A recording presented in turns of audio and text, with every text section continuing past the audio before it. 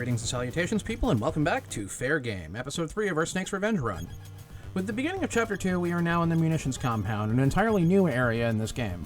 It introduces us to a couple of new mechanics and new features, not the least of which being that the battery for our transceiver currently is dead. We will replace it in a moment, of course. When we first lead off, the Munitions Compound doesn't seem like a terribly dangerous area by the standards of this game. There's no enemies and no hazards other than the landmines, or so it appears at a glance. Hidden just under view, under the sandbag barriers, are guards equipped with remote control missile launchers, some of the most dangerous enemies in the game. Basically, any explosive that gets close enough will destroy the barriers. They deal incredibly high damage, and if you're stupid enough to remain close, they can basically rapid fire them at you. Fortunately, they can only usually have one in the air at a time. While there are a couple of ways to take them out, I generally prefer grenades. While the transceiver's battery is still dead, we can still get calls. Unfortunately, we can't actually answer them until we get that new battery. So our first major objective is getting that new battery. One thing you'll notice right away about the Munitions Compound, in addition to the lack of overt enemies and the fact that there are mines everywhere, is that there doesn't really seem to be a way to go forward. All in all, the above-ground section of the compound consists of about 8 screens. So finding out where to go is the critical puzzle of this area. To get all the clues, you will need the battery, which will allow you to use the transceiver again. The battery will last you the rest of the game, there's no need to go hunting down another one later. At first blush, it doesn't seem to make a hell of a lot of sense why you have a dead battery when you first arrive, only to get the replacement right away. Interestingly, there is a method behind the madness here. By having a call there, and then looking at the transceiver and forcing the player to realize that the battery's dead, it builds up curiosity as to what was said right there, and it encourages the player to go back and look at it.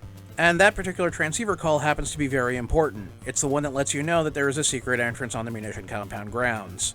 It's actually a more competent analogy of something that was done in Metal Gear.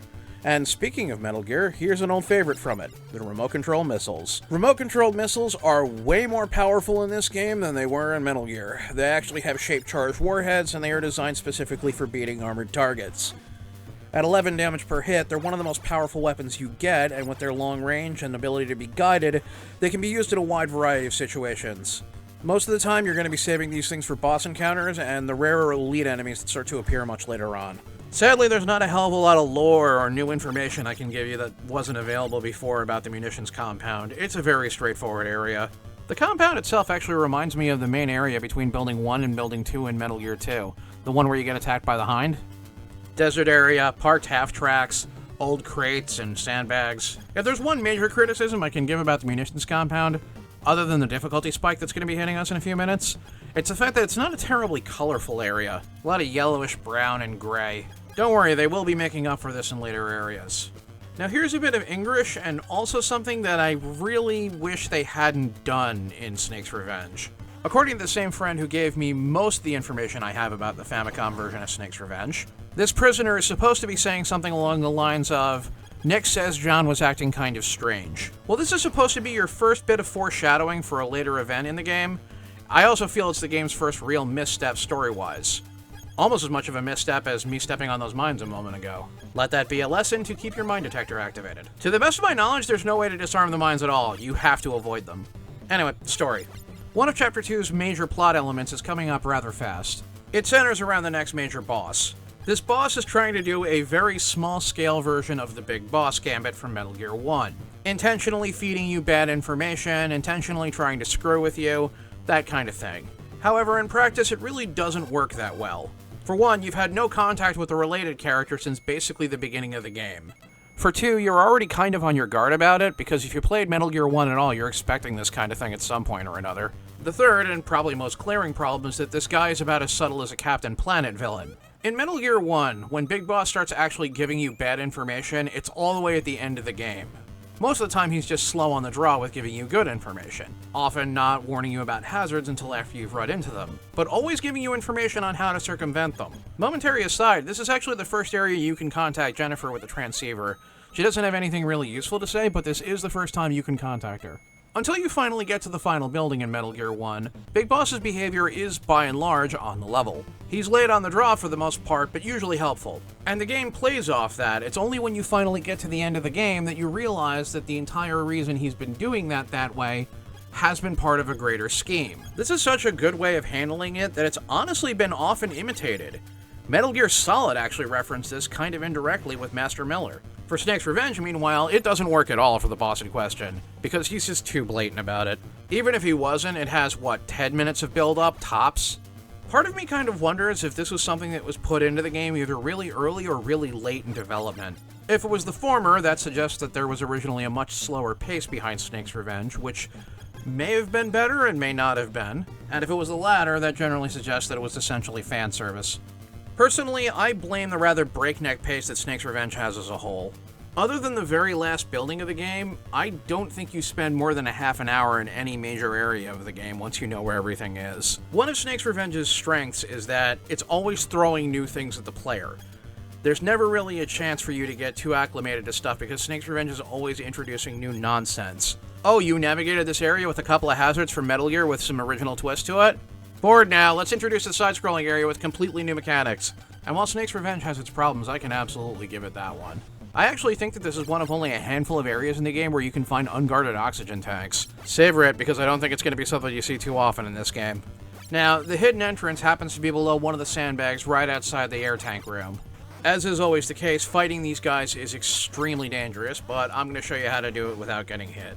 You can actually shoot down their missiles with a pistol, but every time you shoot down their projectile, they'll just fire another one. That's why they're so dangerous to get close to. With a grenade, you have just enough room to position yourself and get around the missile. Much like a Revenant missile in Doom 2, it is actually possible to get the missiles to enter a stable orbit. Also, for reasons unclear, they will continue to home in on you even after their launcher is dead. Go figure. Only by killing the proper enemy, under the proper sandbag barrier, can you unlock the way to go forward. And, you guessed it, it's a side-scrolling area, and it's the hardest one in the entire game! If I had to hazard a guess as to the actual cutoff point a lot of players had where they just stopped playing this game, this particular side-scrolling area I think would be it. This area has such a massive difficulty spike, it's actually a little bit insane. First of all, you have to burn several plastic explosives and an absolute ton of air tanks just to get past this one first crawl space. Next, you have to bypass a pair of cameras. If you are spotted by either of them, congratulations, your nightmare has begun. Avoiding the cameras basically mandates that you take damage. That's the better option. Past the cameras are an all-new hazard to bypass. This strange machine floating on the water is an electrocutor. If the alarms are sounded, it fries everything in the water, doing continuous damage as long as you're in contact with it. It can be destroyed with pistol ammo, but you can't really bypass it because you have no oxygen tanks left, so you have to know how to deal with it. Oh, you got past the electrocutor, did you? Well, the next room has a similar machine that does a completely different thing.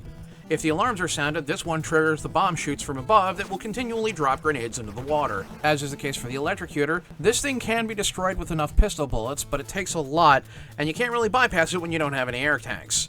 Finally, if you get past that entire gauntlet, there's one last guard who's almost guaranteed to spot you as you try to climb out of the water, because no one likes a wise ass. At this point, just a standard alarm sounding where you have to deal with the guards is a merciful reprieve. Fight your way past the hit squad this moron will inevitably call in, and you will have successfully bypassed the hardest side-scrolling area so far, and, in my opinion, the hardest one in the game. While there are other side-scrolling areas that are technically more dangerous than this one is the one with the largest difficulty spike and the one where you're least likely to be ready for it. The later ones actually have harder enemies and more difficult hazards, but the thing is, by that point, you're more likely to be higher in rank, which means more ammo, more rations, and more air tanks. Not to mention higher life totals from being higher rank, which of course makes you harder to kill. Air tanks are a continual problem in this game, not only because they last so short, but because you hold so few of them. Each new rank only allows you to hold 2 more air tanks, and that is a shockingly small amount. By the end of the game, I think you can only hold 12 of the damn things. And you need to restock these things all the time, too. Anyway, now that we're through that one section, we now get a call from someone we haven't heard from in quite a while. It's John. He's apparently on the transport train, and it falls upon us to save him. In addition to the obvious change of scenery, this also introduces the first new enemy type we're going to encounter, the veteran guards. While their general behavior is the same as the standard guards, they're actually a lot different in practice for one major reason. When the alarm sounded, they'll basically shoot at you twice as much. Bearing in mind that in Snake's Revenge, how many guards are sent after you depends on your rank, and you'll quickly understand why this is dangerous. The train on the right isn't actually going anywhere, so it falls upon you to enter the train on the left if you want to proceed. The transport train in Snake's Revenge happens to be both my most and least favorite area in the entire game. Most because I love the idea behind it and I love the new stuff that it implements. The music for it is really good too. John leads off with a transceiver call letting you know that there are in fact no traps upon this train. Unfortunately, the second that you enter the next room, the player will be running directly into a new trap, and as a result, you will immediately have it driven home that he is lying. These new traps are spike traps. They're very simple. They'll pop up from the floor and they'll do damage to you. There's some boots that you can find as an equipment item later that will completely protect you from them. It's one of two new traps that you're going to encounter on the train, the other of which is an old friend from Metal Gear 1. In the next area, we have to bypass the couplers in order to reach the next car. It just takes a little bit of timing. I don't even want to think about the path the train is taking to cause the cars to wiggle back and forth like that. Brings back entirely too many memories of when I used to take the Long Island Railroad to and from work. So in the next area of the train, you're going to notice that there's a couple of areas where I just flat out ignore the doors. And no, it's not because I'm hearing voices again. It's because if you enter those rooms, you'll be locked in by a high-level enemy that you have to deal with in order to get back out. And this high-level enemy is basically a weaker version of an upcoming boss. The train is really your first clue of just how vicious this game is going to be getting as far as difficulty curve goes. Enemies are getting nastier, traps are getting more likely to kill you. Not even the hostages that you rescue can be safe, as you're about to find out. On the other hand, however, if you've been following along, then this feels more like a worthy challenge than anything else. I'd actually say that my least favorite area in this game is the area immediately following the one that we're currently in. I'll get more into why in a second, because for now, here's an old friend! It's pit traps! And as you can see, they open way faster and are much more dangerous. Humorously, the pit closing trick still works. If you pause the game and go into the equipment menu while a pit is opening, and then come back out, the pit will have stopped opening. Graphically, it'll look like it's still opening, but it's not. As was the case last time, however much of the pit had already opened is still there, so you have to be careful. Still, you can use this in a number of speedrun strats, especially in the last area. Snake's Revenge actually has a shockingly high number of ways to instantly kill yourself compared to Metal Gear 1. Falling in a pit is still lethal, obviously. Falling in any of the munitions pits that are used by the second boss is also deadly. Falling off the train, also instant death. Falling in one of the giant holes in the warehouse, also instant death. Falling off one of the trams in any form, instant death. Falling into the water, also instant death. And there is an enemy that can also inflict instant death, which we will cover when we finally see it. There is also an upcoming boss where basically everything it can do will kill you in one hit. Anyway, this useful item is the X-ray camera. It's mostly useful in the next area, but you will be using it in a couple of other areas too. What the X-ray camera does is reveals any walls in the area that you can blow through with explosives. Again, I really like the overall design of the train, despite its major problems. It's one of the areas I actually think would be the most interesting if there ever was to be a remake of this game. Irony is it's actually probably the shortest area in Snake's Revenge, period. I'm pretty sure that by the end of this video, beginning to end, it takes me about 7 minutes, and that's even considering the fact that I fart around a bit at the end. Make no mistake, however, the game is not holding back at this point. Right about here is where we start to run into some problems. In this encounter, you get to see how the veteran guards, with their increased tendency to shoot at you, combine with the increased number of guards due to being a higher rank than we were earlier. The end result, getting the alarm sounded is now much more dangerous than it was before. It is very important to start fighting defensively when you encounter the hit squads, or if possible, ditch them entirely by going into an elevator. When you finally start getting to the last area, you'll start running into elite hit squads as well. And the best advice I can give for fighting those damn things is, if you can help it, don't. But if you do have to fight them, well, an upcoming weapon you'll find in the next area will help you a lot. And this hostage here gives us the ever-useful information of how to get off the train once it's safe to do so. Not a bad way to sneak that information to the player, either. I know I probably brought this up earlier, but god, if it ever wasn't obvious that this base is nowhere near a Western country. Can you imagine how many lawsuits this place would absorb from its own staff if it was? God, you could hear the complaints made to the Better Business Bureau now. Yes, I was on patrol the other day when I was trying to pick up card 4 and Steve tried to pick it up and fell in bottomless pit and died. Admittedly, that's pretty absurd, but so are a lot of things in this game, so give me this. God, that's almost the kind of joke that they'd throw in Unmetal. Good game to check out, by the way, if you haven't seen it already. With Card 4, we've gotten basically everything useful on the train except for one last thing, which is held by the boss, and one last officer to interrogate. The humorous thing about this particular officer, however, is that he's one of the rare ones that legitimately doesn't know anything. You can interrogate him and get the same message, but it will still count against the total. You need a total of 5 rescues or interrogations in order to hit rank 4. 5 more after that will get you to rank 5, and 3 more after that will get you to rank 6. There's a total of 9 rescues or interrogations needed to hit rank 3 from rank 1. However, by the end of the ship, there's only 8 available. So when you finally complete Chapter 1, the game basically goes, "Oh, to heck with it, you're rank 3 now." I actually really do like that they added interrogations to the total as an alternate way to help build up the score. Now, if only they hadn't made truth gas such a major pain in the butt to farm. Right now, we're almost at the end of the train. However, I want to make sure that we are full on rations before we even begin to head into that room. Trust me, you're going to understand why when we get in there. Currently, the most efficient way to get it is the same way it always is, punching the snot out of the local guard population. Again, this mechanic was in the MSX version of Metal Gear. It just wasn't in the NES version.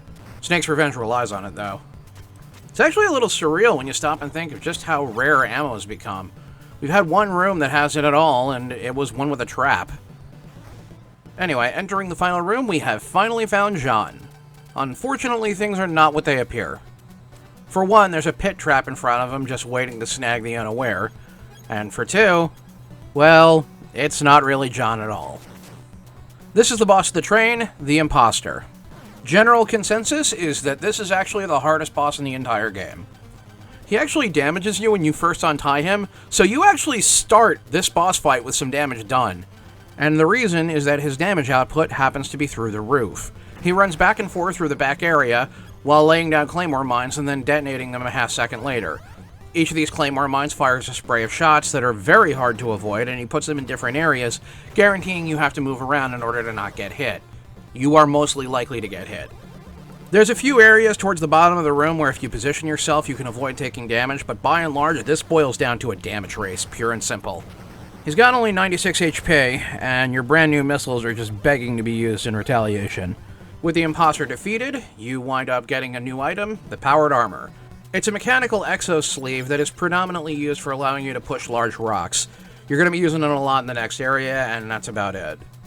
With the Imposter defeated, and you having picked up the Powered Armor, the train will come to a stop, and you'll be able to get off and enter the next area.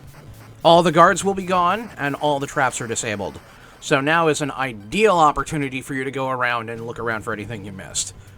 The pit traps will still be enabled, however.